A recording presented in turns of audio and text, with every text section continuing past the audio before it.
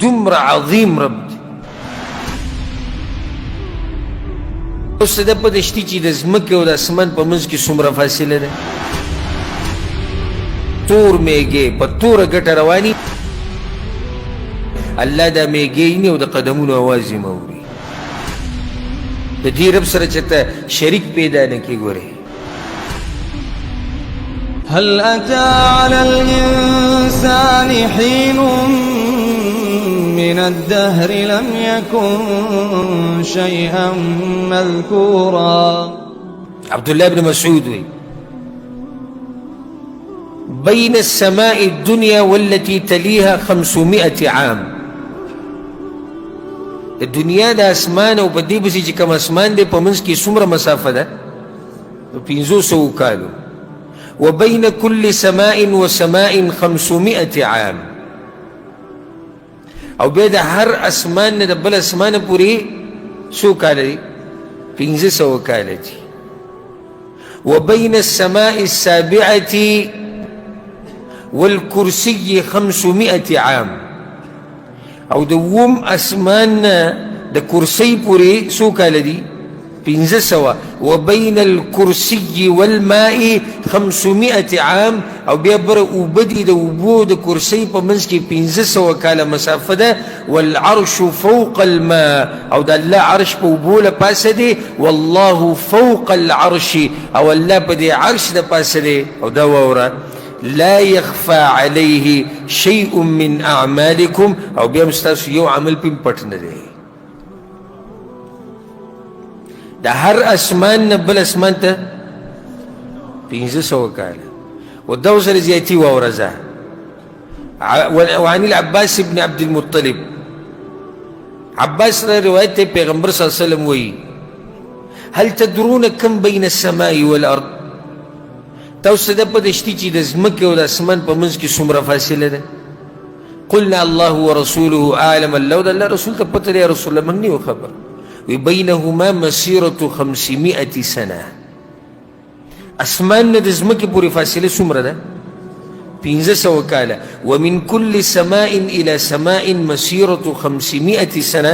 او د هر اسمان نه بل اسمان ته 100 کاله فاصله ده. 500 زیاتی خبره پکې ده. د په تیر شوي روایت کې نو وکثف كل سماء مسيرة 500 سنة. او د هر اسمان پیړواله 500 کاله ده.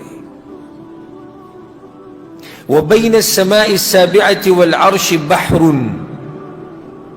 او د عرش او د دې وم اسمان په منځ کې اوبه دي، یو دریاب دی. بين اسفله واعلاه كما بين السماء والارض. بیا د دې اوبو د لاندې نواله د بر سره پورې 500 کاله فاصله ده.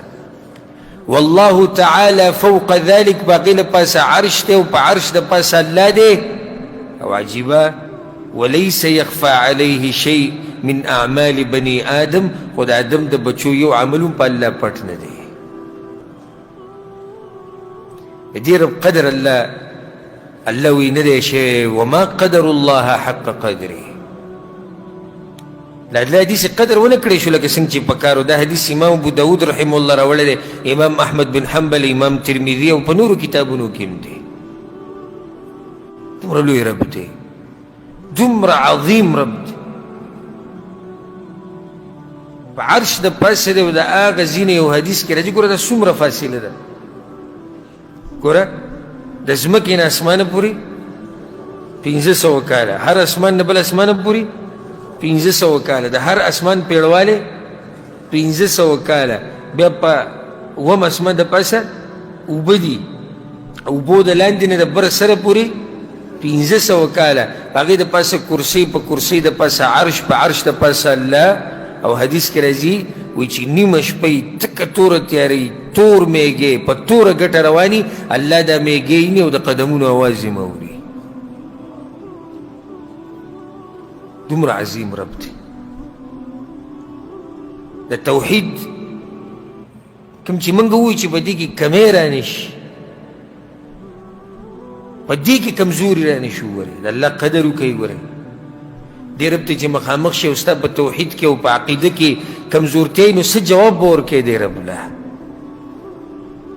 د دې رب سره چې ته شریک پیدا نه کړې. ګورئ دا رب د دې رب په بدله کې چې ته باباګان او پیران وانخلې ګورې د دې رب په بدله کې تعویذونه او کاڼي او ونې او درګاهونه او دربارونه وانخلې ګورې ډېر عظیم رب دی ستا ډېر لوی رب دی